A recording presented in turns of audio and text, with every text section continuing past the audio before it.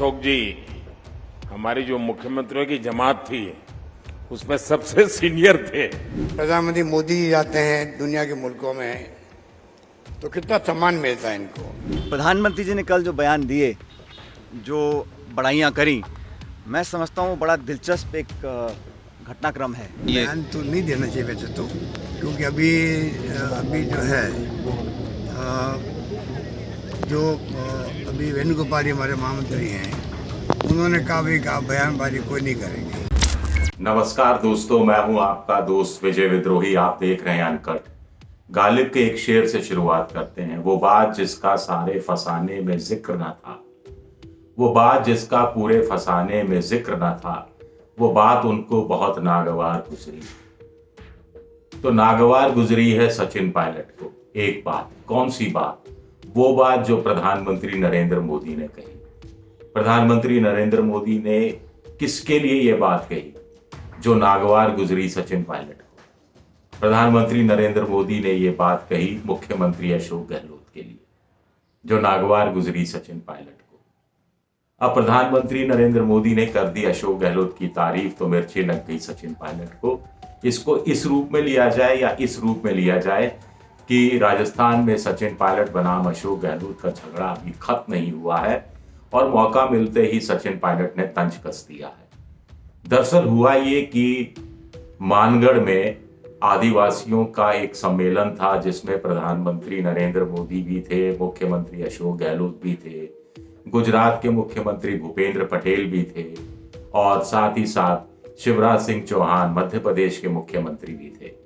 वहां नरेंद्र मोदी ने कह दिया कि साहब अशोक गहलोत बड़े सीनियर मुख्यमंत्री रहे हैं और जब हम भी मुख्यमंत्री हुआ करते थे तब भी हमसे सीनियर हुआ करते थे और अभी जो मंच पर मुख्यमंत्री हैं उन सबसे भी सीनियर हैं अशोक गहलोत। तो तारीफ कर दी। अशोक जी और हम साथ साथ काम करते रहे और अशोक जी हमारी जो मुख्यमंत्रियों की जमात थी उसमें सबसे सीनियर थे। सबसे सीनियर मुख्यमंत्रियों में है और अभी भी हम जो मंच पे बैठे हैं उसमें भी अशोक जी सीनियर मुख्यमंत्रियों में से एक है।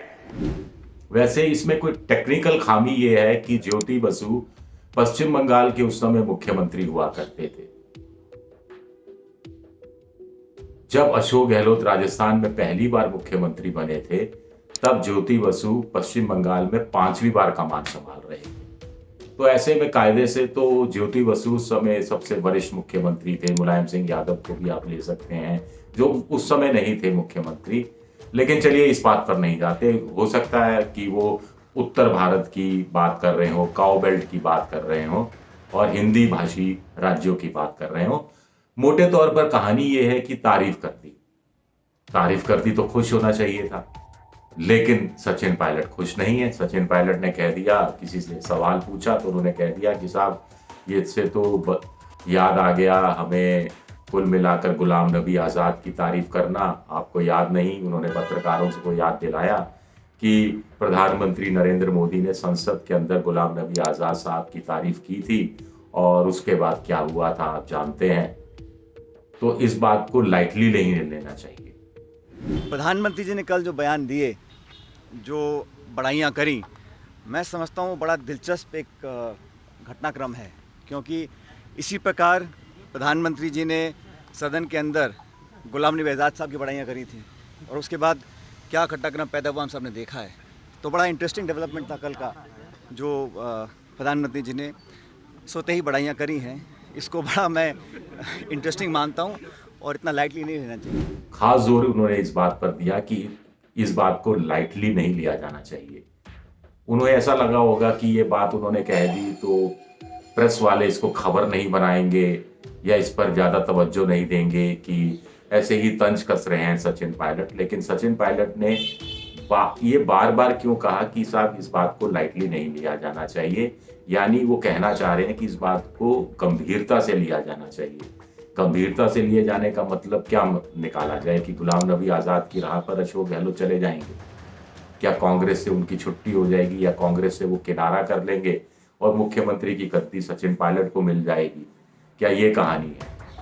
अब तारीफ क्या की थी गुलाम नबी आज़ाद की, जब वो 50 साल की राजनीति, सक्रिय राजनीति, उनकी राज्यसभा की सदस्यता खत्म होने के साथ खत्म हो रही थी, तो प्रधानमंत्री ने याद दिलाया था, उनकी तारीफ की, फिर कहा था कि जब वो मुख्यमंत्री हुआ करते थे गुजरात के और गुलाम नबी आज़ाद जम्मू कश्मीर के मुख्यमंत्री थे, तो गुजरात के तीर्थ यात्रियों की एक बस कहीं तूफान वगैरह में कहीं में अटक गई थी या दुर्घटनाग्रस्त कुछ हो गई थी, तब गुलाम नबी आज़ाद देर रात तक फ़ोन करते रहे थे और उनको बताते रहे थे कि तीर्थ यात्रियों का क्या हो रहा है, किस ढंग से जम्मू कश्मीर की सरकार उनकी चिकित्सा व्यवस्था और उनको वापस भेजने में, सकुशल वापस भेजने में लगी हुई है। इस बात की तारीफ की थी। और उसके बाद गुलाम नबी आज़ाद जो ग्रुप 23 के नेता थे, उनको जम्मू कश्मीर का प्रभारी बनाया गया था चुनाव के संदर्भ में, लेकिन उन्होंने कहा कि कुछ लोगों को ऐसा रख लिया गया जिनको नहीं रखा जाना चाहिए। बाद में वो नाराज़ हो गए थे, फिर पार्टी छोड़ दी,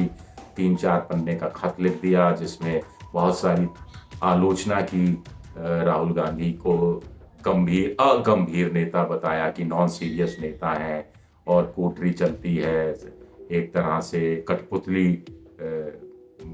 अगला अध्यक्ष भी कठपुतली साबित होगा और आला कमान का वर्चस्व, ये तमाम बातें कही थी। और अब एक अलग पार्टी बनानी है गुलाम नबी आज़ाद साहब। तो सचिन पायलट चुप थे इस दौरान, खामोश थे। अशोक गहलोत गोल पर गोल करते जा रहे थे। अशोक गहलोत बार बार याद दिला रहे थे कि कैसे सचिन पायलट ने कांग्रेस की सरकार को संकट में डाल दिया था, फिर भी अशोक गहलोत के इन भाषणों का कोई जवाब नहीं दे रहे थे। सचिन पायलट, उनको शायद आला कमान से कोई इशारा था या उनको आला कमान से उम्मीद बंधी थी या उन्हें लग रहा था कि चुप रहना राजनीतिक रूप से उनके पक्ष में जाएगा और थोड़ा संयम से काम लेना चाहिए। लेकिन सब्र का बांध टूट गया और ऐसे मौके पर टूटा जब अशोक गहलोत की तारीफ कर दी प्रधानमंत्री नरेंद्र मोदी ने, तो ये बात पची नहीं सचिन पायलट को। सचिन पायलट के दिल का दर्द सामने आ ही गया जब उन्होंने अगली लाइन ये कही कि इस बात को लाइटली नहीं लिया जाना चाहिए, यानी ये बात वो हल्के वे में नहीं कह रहे, गंभीर रूप में कह रहे हैं। दूसरा, उन्होंने आगे कहा कि साहब अनुशासन पार्टी के लिए बहुत जरूरी है, राजस्थान में भी पार्टी को एक करना है, अगला चुनाव जीतना है तो अनुशासन बनाए रखना जरूरी है, यानी जिन लोगों ने अनुशासनहीनता की है उनके खिलाफ कार्रवाई होनी चाहिए। उन्होंने मल्लिकार्जुन खड़गे को भी याद दिला दिया कि साहब खड़गे साहब अभी नए आए हैं, अभी पदभार संभाला है, लेकिन वो जल्दी ही एक्शन लेंगे और उनको एक्शन लेना चाहिए। एक्शन की बात 25 सितंबर CLP की बैठक जयपुर में होनी थी। मल्लिकार्जुन खड़गे और अजय माकन पर्यवेक्षक के नाते जयपुर आए थे, लेकिन शांति धारीवाल जो वरिष्ठ मंत्री हैं अशोक गहलोत के मंत्रिमंडल में, उनके घर पर विधायकों की बैठक होती है। विधायक बहिष्कार कर देते हैं CLP का, वहां से निकलकर एक बस में भरकर स्पीकर CP जोशी के घर चले जाते हैं। वहां एक लाइन का इस्तीफा, सामूहिक रूप से इस्तीफा दे देते हैं। उनको कारण बताओ नोटिस जारी होता है। कारण बताओ नोटिस का वो लोग जवाब दे देते हैं आला कमान को, लेकिन फिर भी पार्टी की तरफ से कोई कार्रवाई नहीं हो रही।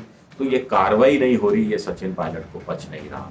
उनको लग रहा है कि अशोक गहलोत ने गद्दी भी बचा ली, अशोक गहलोत ने मुख्यमंत्री पद भी बचा लिया, अशोक गहलोत राष्ट्रीय अध्यक्ष नहीं बनना चाहते थे, उससे भी वो बच गए। और वो अभी दिल्ली में जब मल्लिकार्जुन खड़गे को अध्यक्ष पद सौंपा जा रहा था तो बगल में कुर्सी पर भी बैठे हुए थे, प्रधानमंत्री के बगल में भी कुर्सी पर बैठे हुए हैं।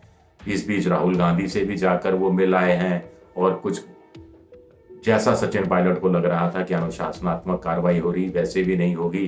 तो उनको लग रहा है कि ऐसा तो नहीं कि सचिन पायलट को लग रहा है कि ऐसा तो नहीं कि अशोक गहलोत ने ऐसा जादू चला दिया कि अनुशासनहीनता करने वाले 3 नेताओं को जो कारण बताओ नोटिस जारी किया गया था, वो कांग्रेस के नए अध्यक्ष ने भी कूड़े में डाल दिया।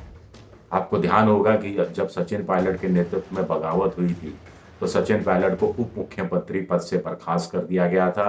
पार्टी के वो प्रदेश के अध्यक्ष थे राजस्थान के, वहां से हटा दिया गया था। उनके समर्थक 2-1 मंत्रियों को अशोक गहलोत ने अपने मंत्रिमंडल से हटा दिया था और इस तरह की कठोर कार्रवाई हुई थी। तो अशोक गहलोत के समय में ये कार्रवाई हुई थी। अब सचिन पायलट चाह रहे हैं कि अशोक गहलोत के 3 समर्थक नेताओं के खिलाफ भी कार्रवाई होनी चाहिए। इस बहाने वो उस आग को जिंदा कर रहे हैं, इस बहाने वो बता रहे हैं कि अभी शांत नहीं हुआ है मामला और राजस्थान की कांग्रेस में सब कुछ ठीक नहीं है, जहां अगले साल दिसंबर में चुनाव होना है और मल्लिकार्जुन खड़गे को भी इस अग्नि परीक्षा से गुजरना है कि वो अध्यक्ष बने हैं तो ये मामला सुलटाएं। सचिन पायलट को लग रहा था कि वो चुप है, अशोक गहलोत बोले जा रहे हैं और आला कमान चुप है और नए अध्यक्ष भी चुप हैं, तो सीधे सीधे उनकी पॉलिटिकल हार हो रही है और उनके समर्थकों के बीच सही संदेश नहीं जा रहा है। तो आखिर में कब तक चुप रहेंगे? उनकी चुप्पी को कहीं उनकी कमजोरी तो नहीं समझा जा रहा? उनकी चुप्पी को कहीं आला कमान इस रूप में तो नहीं ले रहा कि चलिए ऐसा लगता है कि सचिन पायलट मान गए, मामला अपने आप रफा दफा हो गया और अब नए सिरे से इस मामले में घुसने की जरूरत नहीं है, इसमें कोई कार्रवाई करने की जरूरत नहीं है, स्टेटस को बना रहे। तो क्या ये मानस बन रहा था मल्लिकार्जुन खड़गे का, जिसके लिए सचिन पायलट अपने समर्थकों को भी आगाह कर रहे हैं, समर्थकों की नजर में उनका नेतृत्व बना रहे, नेतृत्व क्षमता बनी रहे, वो नेता बने रहे, इसलिए इस तरह का बयान दे रहे हैं। अब ये देखना पड़ेगा कि अशोक गहलोत इस बयान का जो सचिन पायलट ने तंज कसा है एक तरह से, उसका क्या जवाब देते हैं। बयान तो नहीं देना चाहिए वैसे तो, क्योंकि अभी जो है अभी वेणुगोपाल हमारे महामंत्री हैं, उन्होंने कहा भाई का बयानबाजी कोई नहीं करेंगे। हाँ।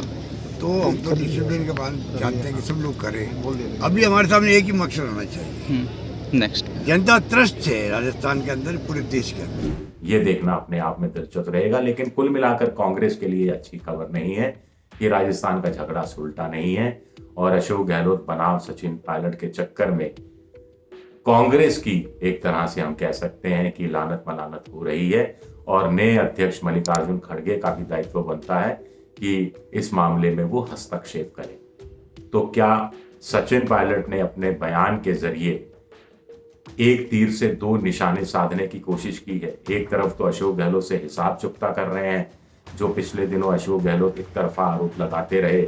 अभी वो गए थे गुजरात में दौरे पर, राजनीतिक दौरे पर, वहां भी चुनावी भाषणों में उन्होंने बीजेपी पर आरोप लगाया कि वो ऑपरेशन लोटस चलाती है, सरकार गिराने का खेल करती है। राजस्थान में भी सरकार गिराने का खेल रचा गया था जिसमें हम कामयाब नहीं हुए।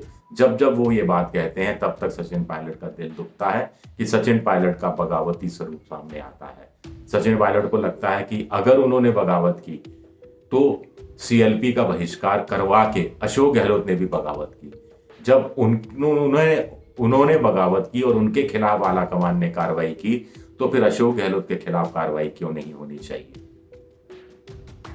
प्रधानमंत्री नरेंद्र मोदी ने तारीफ कर दी, तो इससे क्या अशोक गहलोत का कद, सियासी कद और ज्यादा बढ़ गया? क्या बीजेपी की नजर में भी कद बढ़ गया? क्या राहुल गांधी, मल्लिकार्जुन खड़गे की नजर में भी कद बढ़ गया? क्या इस बात की आशंका कहीं सचिन पायलट को सता रही थी जो उनका यह बयान आया? ये भी अपने आप में समझने की जरूरत है। तो अशोक गहलोत क्या बयान देते हैं, क्या जवाब देते हैं या चुप रहते हैं, ये देखना दिलचस्प रहेगा। शुक्रिया।